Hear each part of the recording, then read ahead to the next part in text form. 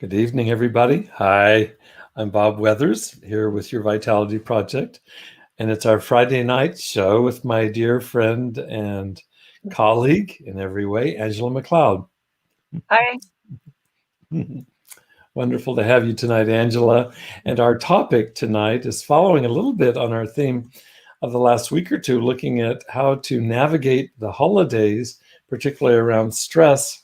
And for tonight, we picked a theme that both addresses that concern around reducing stress, but also is so wound into the heart of Hanukkah and Christmas and New Year's, namely Thanksgiving or gratitude.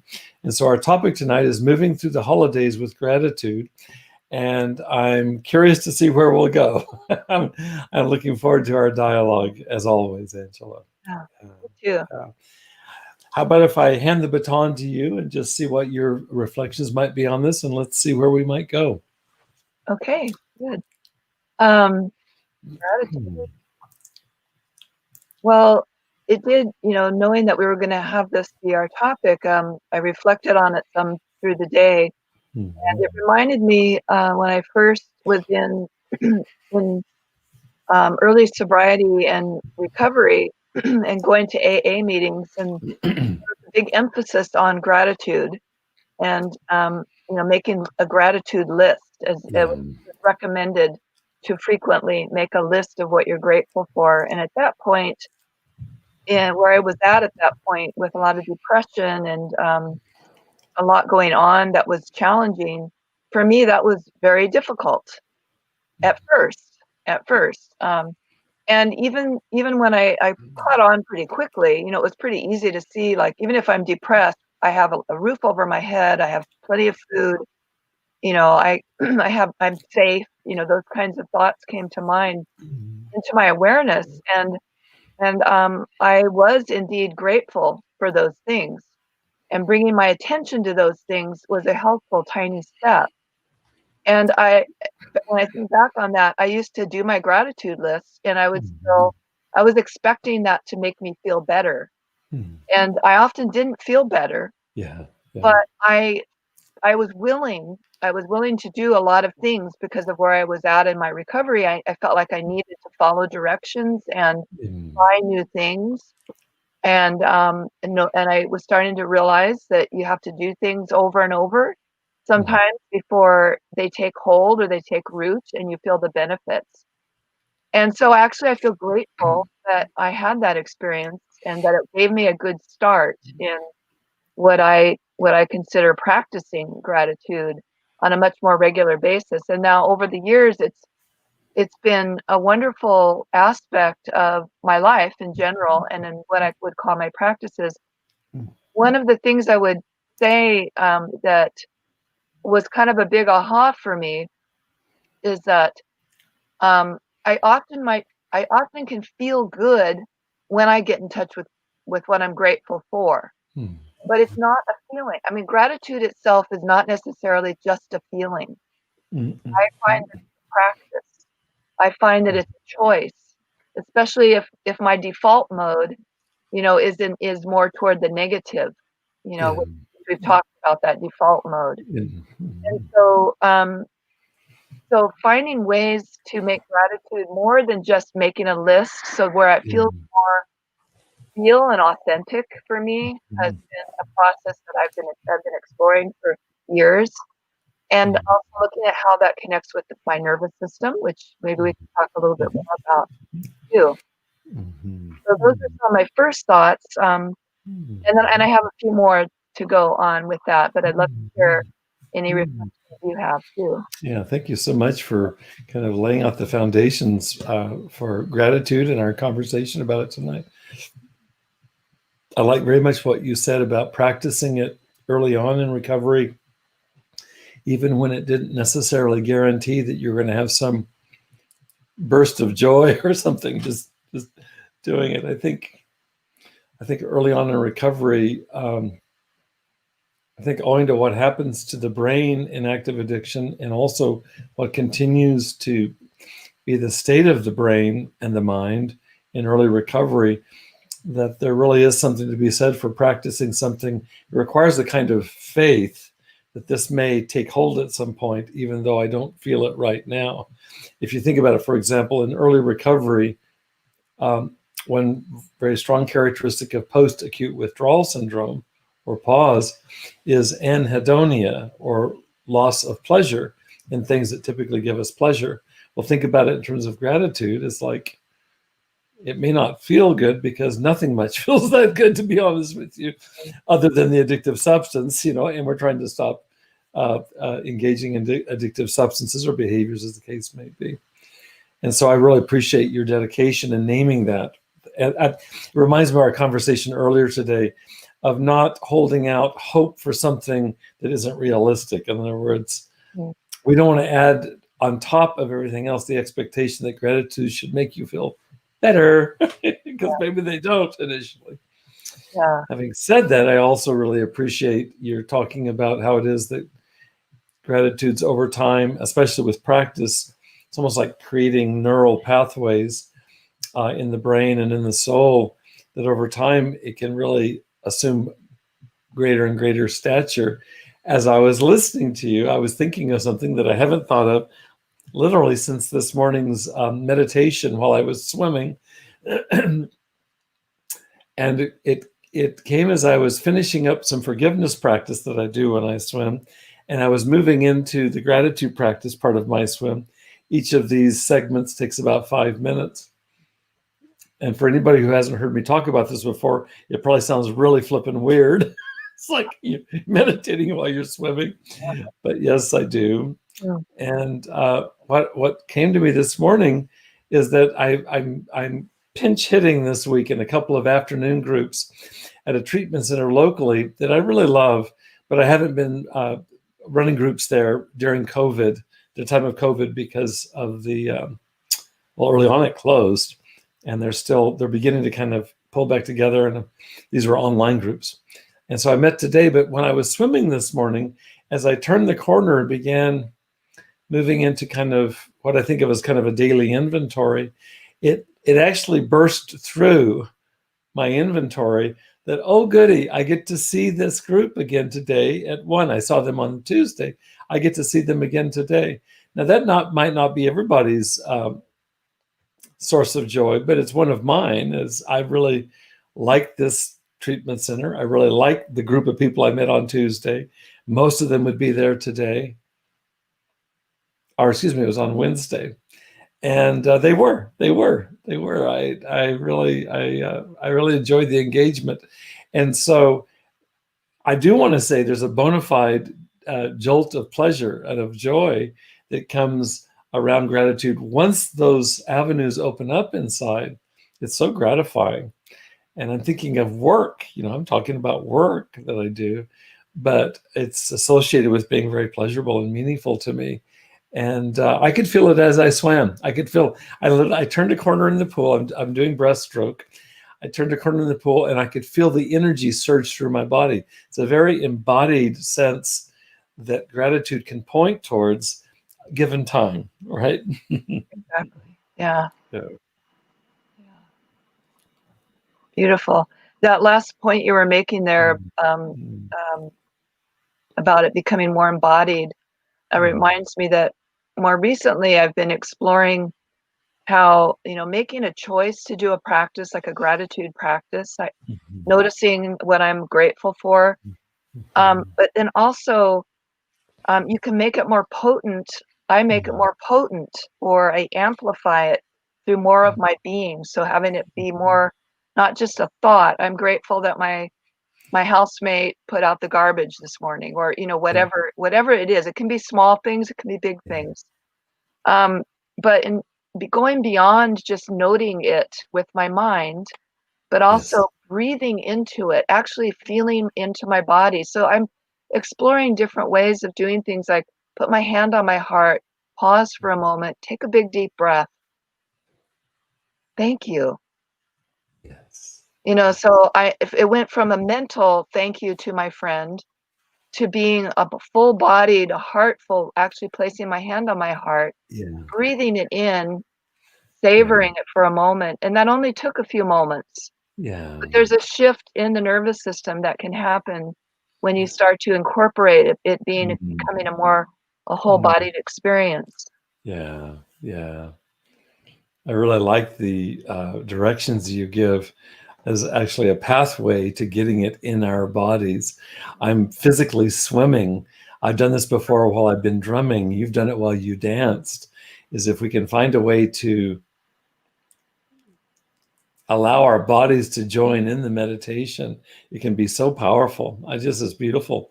The image that you shared Yeah. of putting your hand on your heart and breathing it in. That's wonderful. It's wonderful. It occurred to me also as I was listening to you, Angela, that I think we're both referring to this term gratitude practice.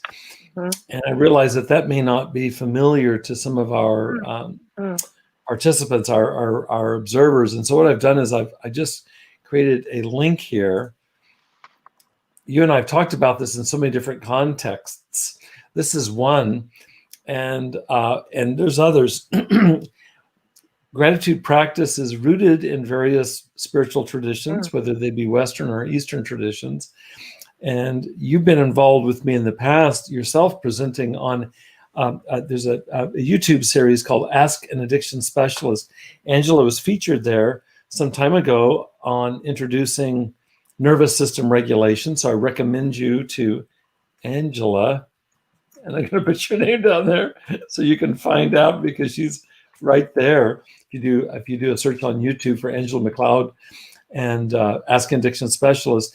And I also know that more than once I gave presentations on this YouTube channel on gratitude practice.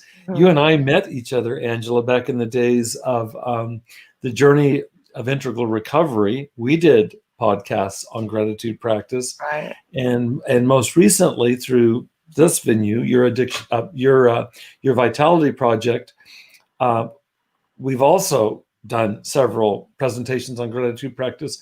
So I recommend anybody that has curiosity about just this idea of what do you mean practicing gratitude, to check out these resources at Ask an Addiction Specialist or Journey to Integral Recovery or your Vitality Project, and they're all available on YouTube, just to get a sense of that. And the cool thing about it is that you and I both practice it, and our practices aren't identical. They're certainly complementary, but we've both kind of modified over time what works for us, like what you were just saying, breathing in and hand on your heart. And I'm not recommending that people do what I do, swim as they do this, but if you want to, it works for me. But the fact is that we want to individualize or customize these practices for ourselves. And so anyway, that's the idea of gratitude practice. I'd like to continue to invite you for any further reflections you might have on this whole theme of gratitude. Yeah, well, just and along that line of customizing it to what really, resonates for you individually. Another examples that I have is that I love to cook, and I have a job where I cook for somebody and I get paid for it. And I notice frequently when I'm cooking, I can just be doing it like it's this task, and maybe part of my mind is somewhere else, thinking about something, and I'm doing the task. I know how to do it pretty well. And every now and then I realize, well, you know what, I could add my gratitude practice here. And so while I'm cooking, so here I am choosing something I enjoy doing, and I'm feeling pretty relaxed doing it. And instead of just letting my mind kind of wander around and maybe even be in some kind of negative place where it can often go, I could focus my mind and say, wow, look at this. I have a job I really like to do. I'm getting paid for it. I'm good at it. And I'm benefiting somebody else with it. And so breathing into that while I do it. And I really like this concept of savoring. When we savor, linger in or savor that moment of gratitude, or moments, if there's more than one, then we amplify it, we anchor it in our nervous system. It's part of what creates new neural pathways. And then the other part I would like to add is, can I take this now out into the world? It's benefiting me to do this gratitude practice while I'm cooking or whatever it is. And now can I actually share that with somebody? So this person that I'm cooking for, I can just do that with my attention, my intention, but I could even say something to the person. you know, as I let them know, you know, here's what I made, here's, or, you know, I can bring it into a relationship. And so that would kind of be the other part that I would love to touch on is is um, is other places where I've experimented with bringing gratitude into something that I already do that's sort of mundane or maybe even not pleasant. So again, my housemate and I have regular meetings where we go over stuff that we need to do around the house and we clear up issues and etc. And we have both agreed that we always start our meetings with a check-in, and we notice, we celebrate. We say, okay, what do you have to celebrate today? So for me, sometimes celebrating is similar to gratitude. It's kind of interchangeable. So we look back over the week or however long, and we say, wow, we did this, this, and this on the house. Isn't that great? You know, thank you. And, you know, we thank each other. You know, I noticed that you did that thing you said you were going to do, and thank you. I really appreciate it. It made my life a lot easier. So that is like bringing that gratitude from just a noticing into a relational exchange. And then the rest of the meeting actually often goes much better. Yeah, it's beautiful. It's beautiful. Really appreciate your creativity. That's beautiful. And I like very much you're situating it relationally as well as internally. When you were first talking about ways of being more aware, for example, when you're cooking, to move into gratitude practices you're cooking, I thought of something and I wrote a note. I'll put it up there right now, and then I want to respond to the second major part of what you were talking about, which was creating a relational context for gratitude. I'm going to announce to people that are watching us that in February, you and I are planning a co-presentation of a workshop that will be featuring your expertise, what you've learned and what you're applying in nervous system regulation. And one of the themes that we'll be applying is how it is that mindfulness in all forms, including what we're talking about, you're talking about cooking mindfully, householding mindfully, that these are ways that we can really manage our stress levels, and that we have a lot of say in being able to regulate our temperature, so to speak, in terms of stress and our interior, our emotions and so on.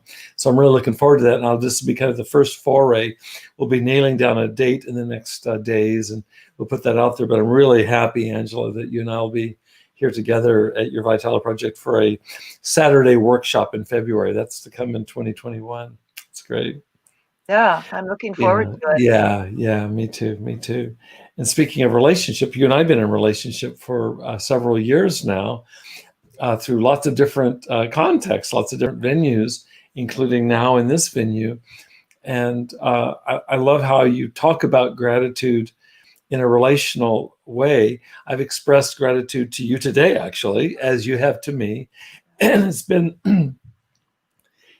a thread throughout our entire relationship is gratitude for having found one another, and the friendship that's developed has been so sustaining. The word I used today when I was thanking you was how nourished I felt by today's conversation, but how nourished I feel by every engagement with you. And to be able to share that. As for you with your housemate, it's such a contribution. I shared with you today, I'm committing to memory this poem on kindness. I've actually been thinking of the word kind at this morning while I was in the pool, and I want to do a word study just on kind and kindness, because it's such a beautiful word to me. And I think that's what we're talking about. In another vein is, how do I bring gratitude into a relational connection, such as you with your housemate? And can we consciously, or like you said, intentionally include kindness as we embark in this conversation, that be the tone for the conversation? And what a difference that makes to be in relationship to somebody, much less in a specific conversation, even around pragmatic things like household things. Wouldn't it feel better? Well, it does feel better for that to be seasoned with gratitude.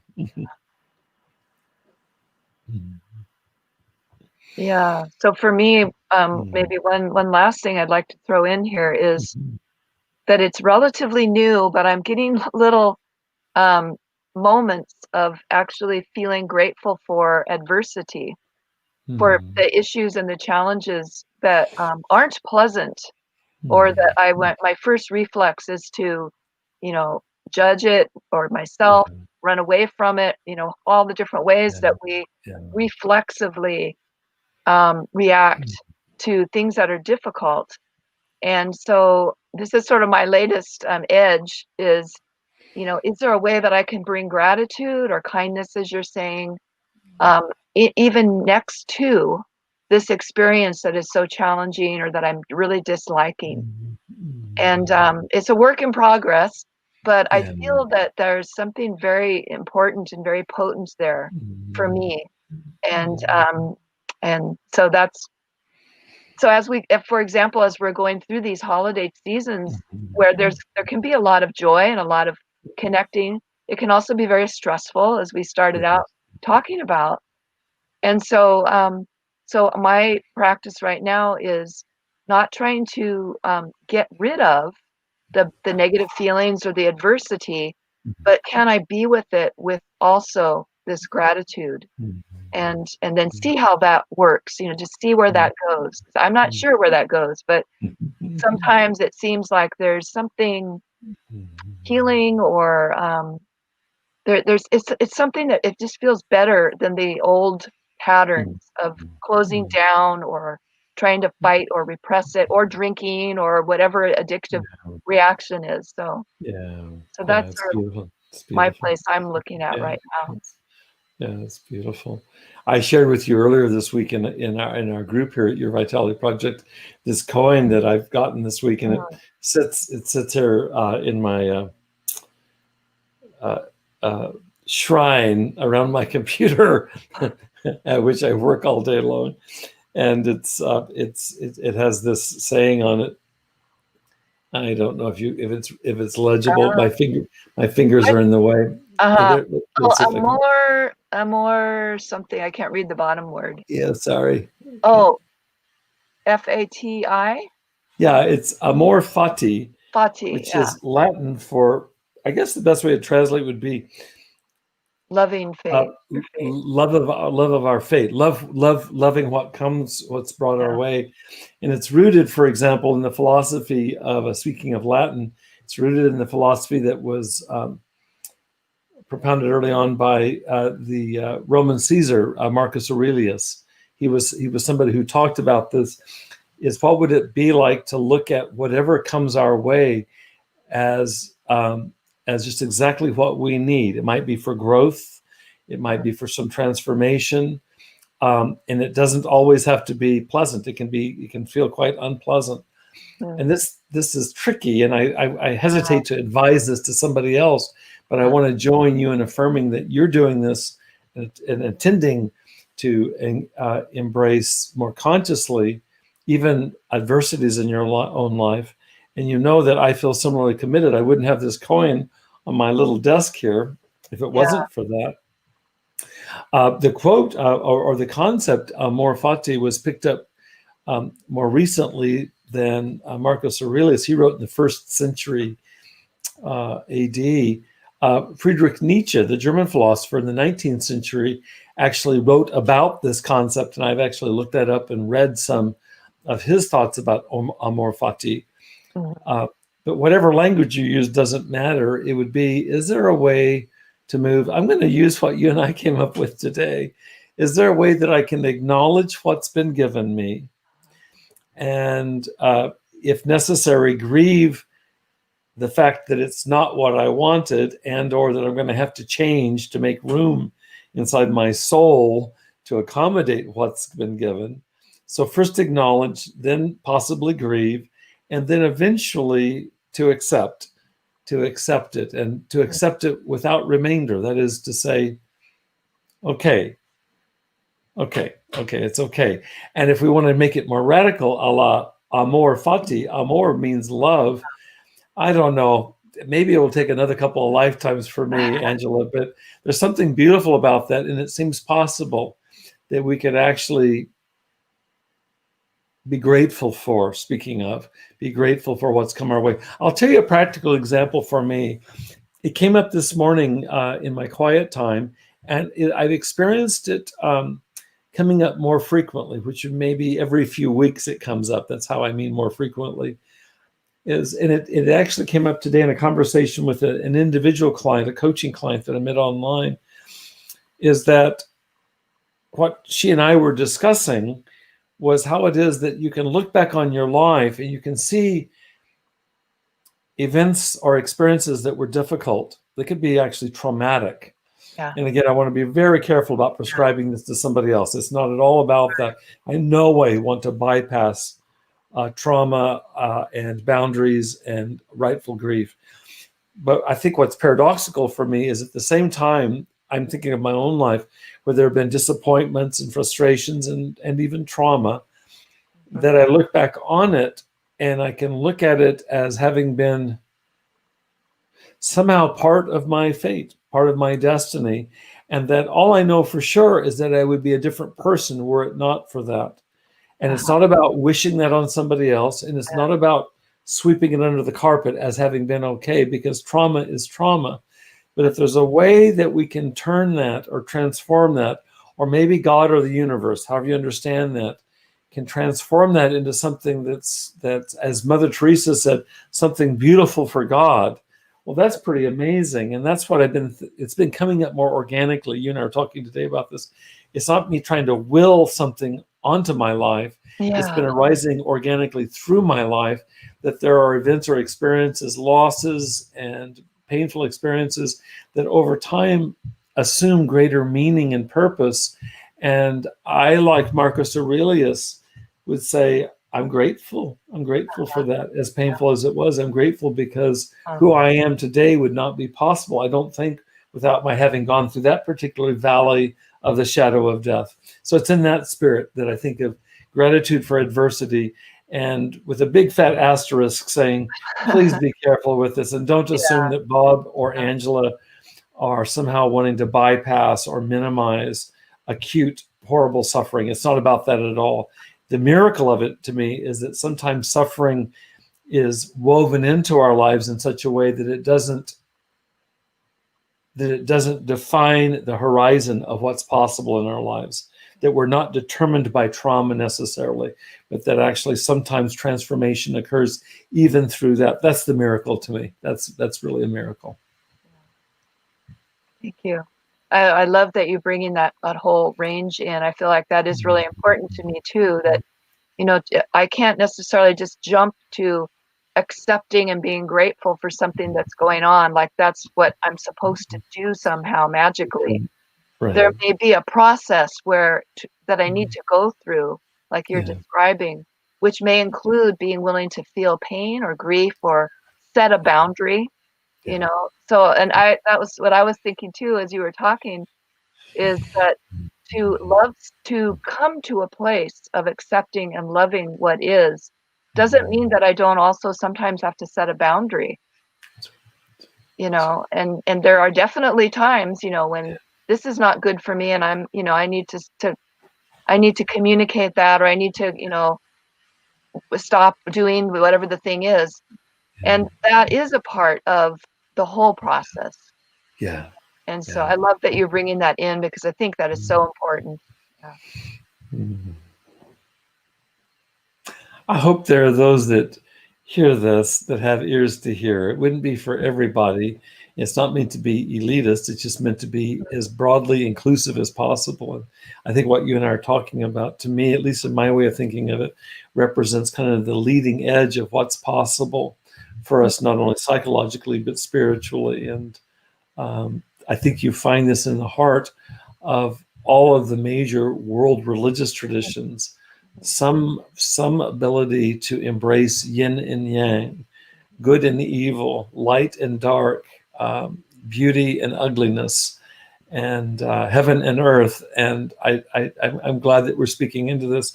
I hope to grow into it more, so I'll become not only more articulate in it, but also that I can embody it more and more in my own life, so that maybe that will be the more powerful sermon, how I live it. That would be my wish in the years that I'm given, left on this planet, I would really like to live into this, and I believe you do. You have the same wish. Yeah. Yes, and that brings it back to why it's called a practice. Yeah.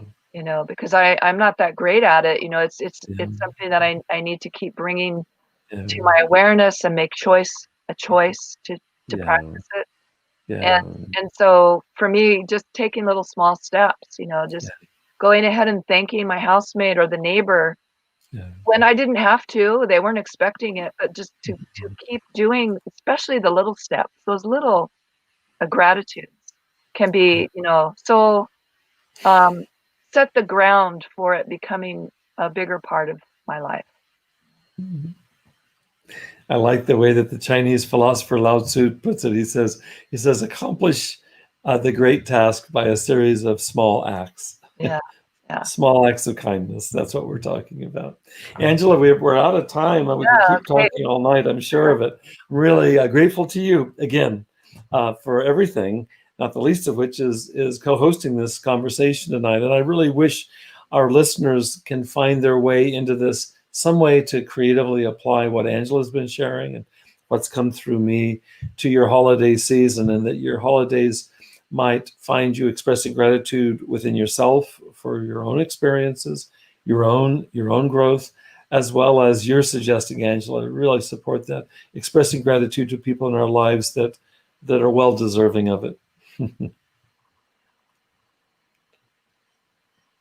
Okay, my dear, I wish you a good evening. Thank you, Angela, again.